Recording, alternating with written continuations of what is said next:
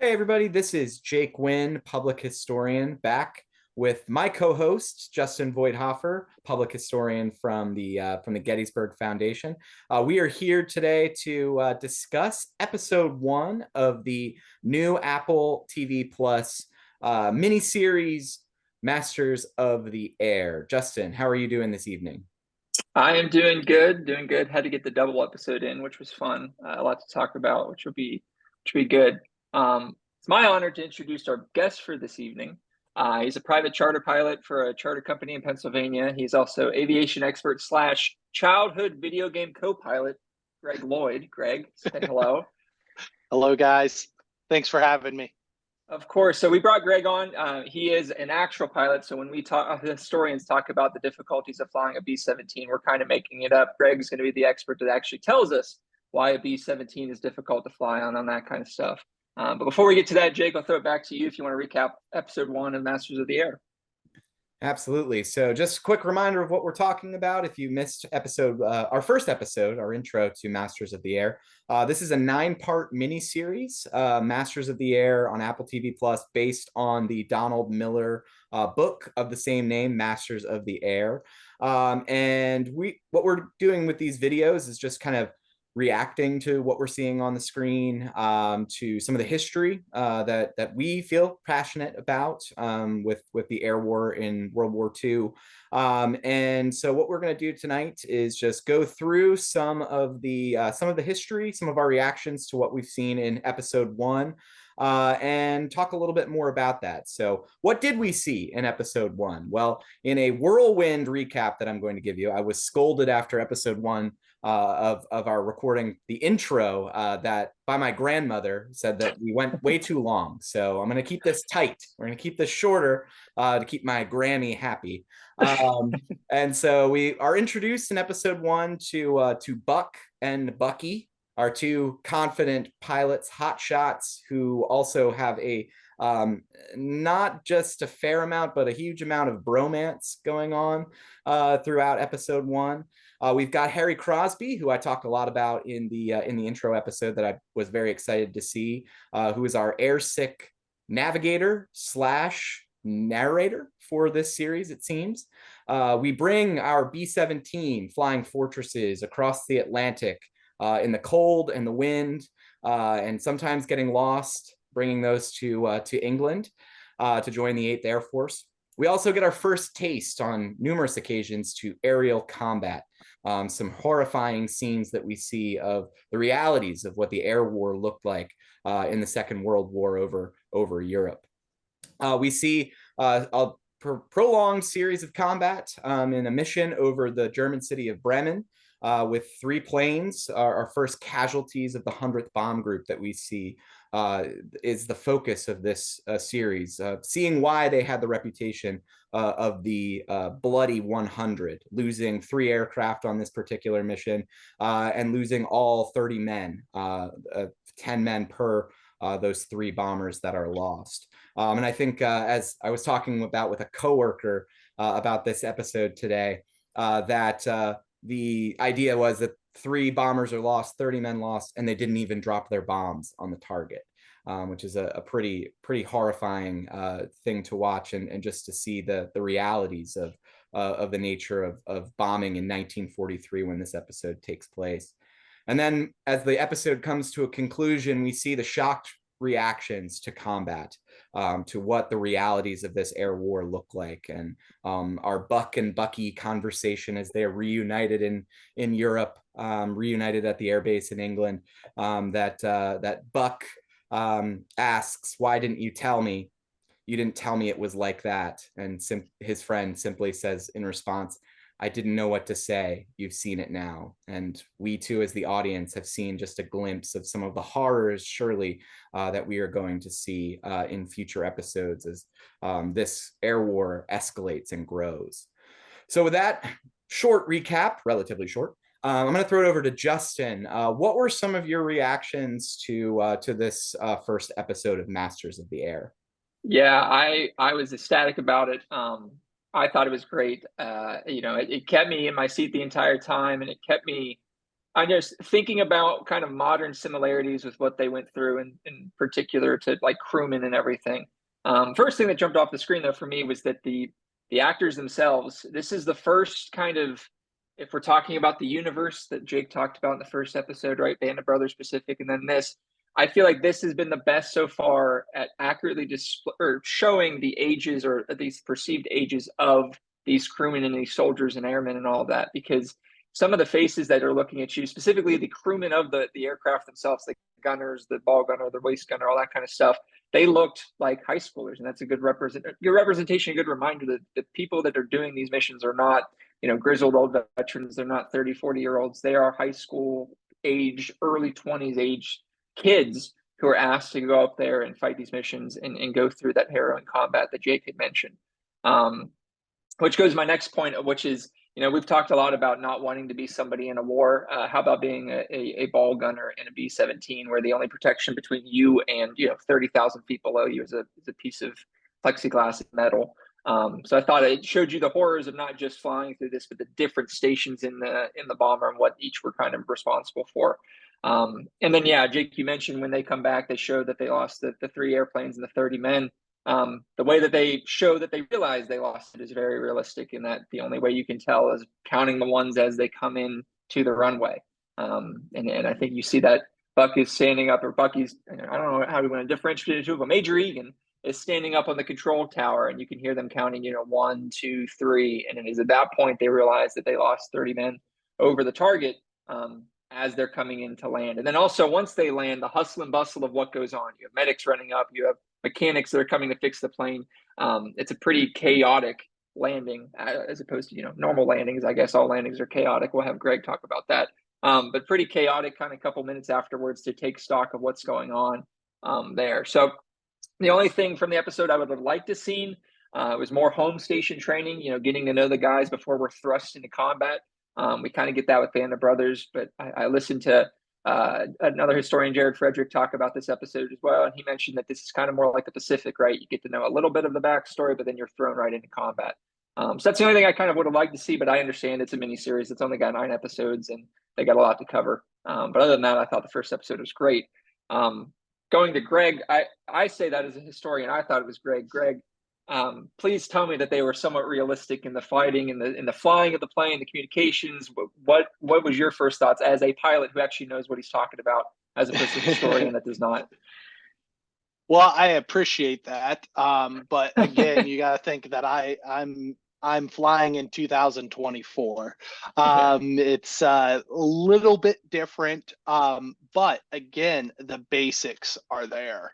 The action shots, everything. You're getting a view from the inside to you glance off, and it's from the viewpoint of the Messerschmitts. The BF-109s. They were the prime fighter for the German Air Force, the Luftwaffe. And, it really shows you what these pilots had to go through. And, not just, you're flying and, both of you guys are very aware of how we fought back in the day. In the Civil War, it was by number. That was what was the way to win war, was just mass amounts of firepower. And they said, what, let's say we're going to put in 10 B-17s and fly them in a formation in that combat box they talk about. That's going to be the way that they do it. And the reason why is that because you had, if it was just one off, you could easily pick off, a fleet of Messerschmitts could easily come in there and take out them. So, the fact that they're flying in that formation and you see them all in there, the depiction of them in those formations, which was just awesome. And the fact that they even threw in and again, this gets into the second episode, but you see it in the opening credits that you see the contrails behind there. And again, in the world that we live in now, everybody calls them chemtrails, but then back then, they were also doing chemtrails. So, wow, that's crazy. Even in the 40s, they didn't like people.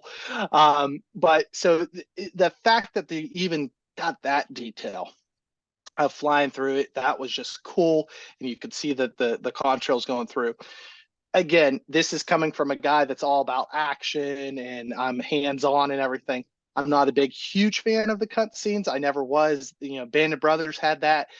You know, it's kind of like everybody hates Pearl Harbor because it's like 90% drama, love, and all this stuff. And then there's only that 10% scene of Pearl Harbor. So, you know, you get that little take and give. And I understand, you know, no, you want to get the normal public to watch that movie or this mini series if you just had war, war, war. But again, it does show us that interaction with the characters. And, you know, you see the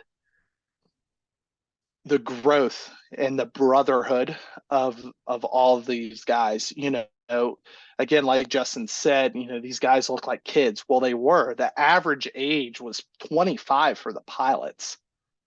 You know, that's younger than us. And you know, and these guys are flying. And before this, they probably didn't have any aviation experience. You know, it was just you pass the test. Okay, we're going to throw you in a B-17, which, let's go back, was not an easy airplane to fly. It had multiple problems. It had gremlins. You know, they talked about that. They talked about the electrical system, you know, and that, you know, hey, we got a gremlin. And, you know, that's an aviation term. We always call it because you can never find the issue. Because as soon as you have the problem, you go look for it, it's not there. You know, so they don't know. And the terms and the execution of flying is spot on, which I really enjoyed of the attack. And then the other thing is when this first happened, you know, the B-17 was brought in was gifted to the British, the Royal Air Force, before we entered in the war in 41. So when they used it, they didn't use it very well. You know, you mentioned in the first episode that the Royal Air Force fought at night while we fought during the day. Now, yes, we got a lot more loss and we took a lot more damage from flying during the day, but in the return, in the opposite, the Royal Air Force couldn't see their targets. They were hitting, they were missing, and they were claiming that the B-17 was a worthless airplane. But it ultimately became such a strong and, you know, workhorse throughout the war.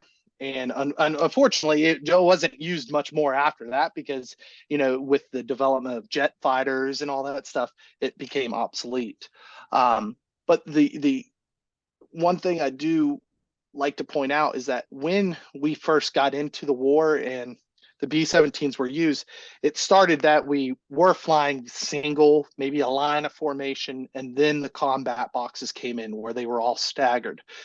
And the German fighters before were always coming up behind and fighting them. And they found out that it was not able to be done.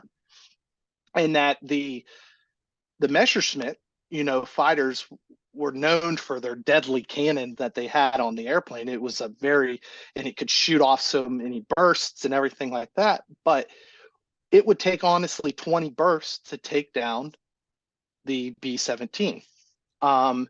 And it was determined that it would take about 1,000 rounds total to take down because of how many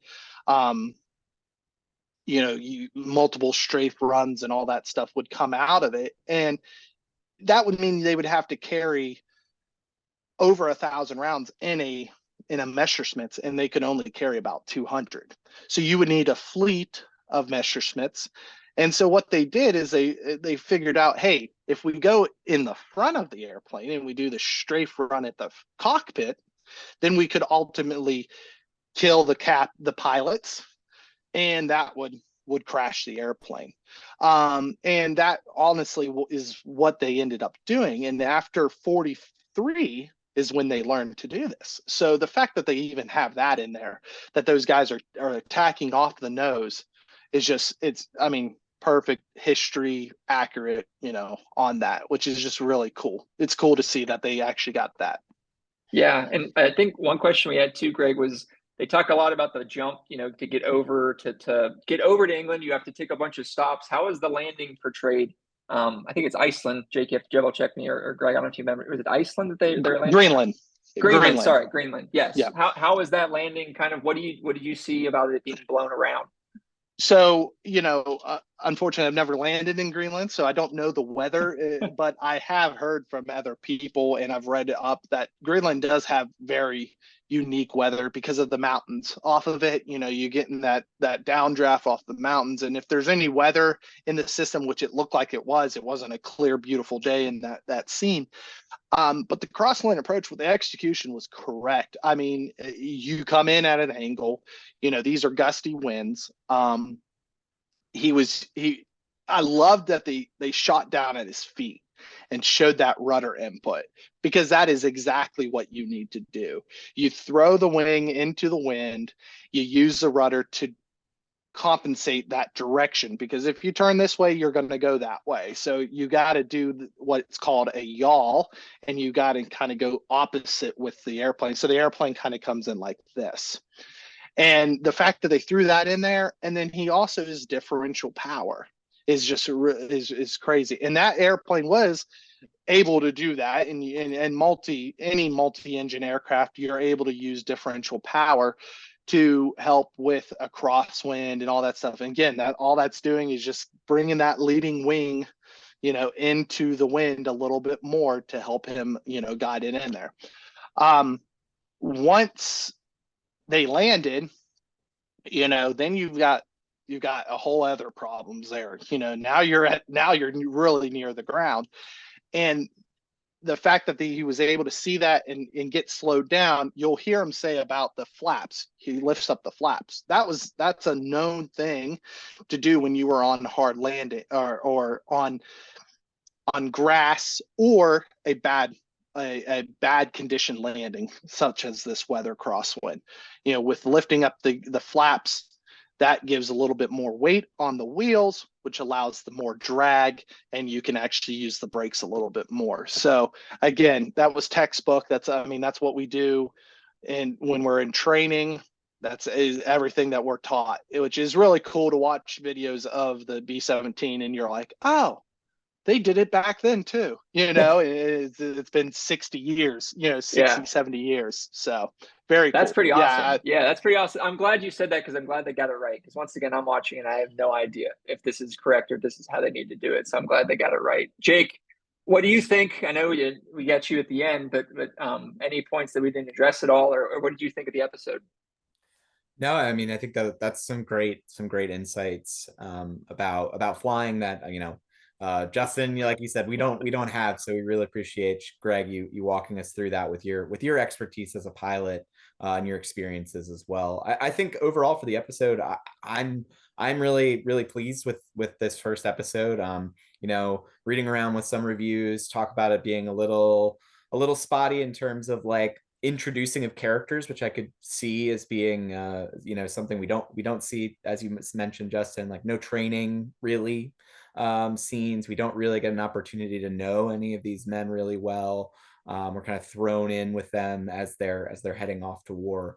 But I think, with that being aside, I think that they've done a pretty good job of showing, if not, the full characters of these men, kind of the archetypes that you see in the Donald Miller book. You get the gist of who Buck and Bucky are, as they were kind of the hotshot pilots who really thought they were hot stuff. And then being thrown into the maelstrom of combat over occupied Europe. I think the writing is really good for the most part. I do like later on the introduction of narration, especially when we get into the second episode as well, to provide some more context for what we're seeing.